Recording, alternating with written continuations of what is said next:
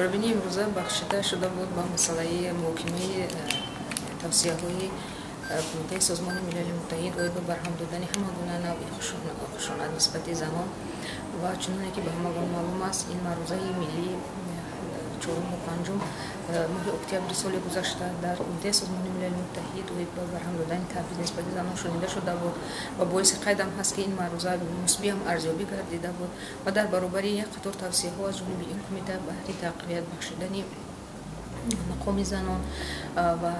نقش آنها در حیات اجتماعی و سیاسی کشور نیز پیشنهاد گشته بودند.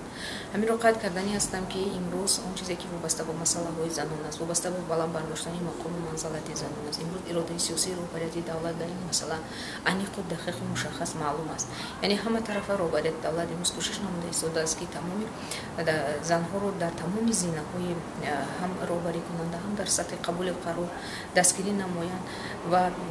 وابسته به این هم یک زمینه استوار معیاری حقوقی در کشور امروز مهیا گشته است. فقط امروز من فکر میکنم که ما زنان باید که بیشتر فعال باشیم، تشبثکار باشیم و در بحر در عمل تطبیق نمودن اون امکانیت‌هایی که امروز گوییم که